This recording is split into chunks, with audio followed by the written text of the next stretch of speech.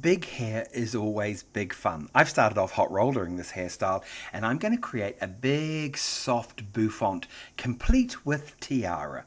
You know, to create this hairstyle I'm just putting a twisted base in and I'm going to use a Padariki hair pad. That's a hair pad with a clip on to create the excess volume. This is a lot of fun to do. For the full tutorial on how I place the hair and what I did, please go to my Access Long Hair Members Club and simply check out Patrick Cameron Bridal.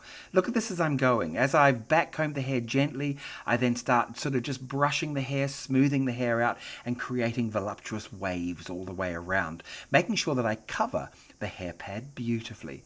You know, I've added a tiara there. Let's style the front, and here is our lovely, soft, really beautifully soft bouffant. This is a fun one to add to your collection.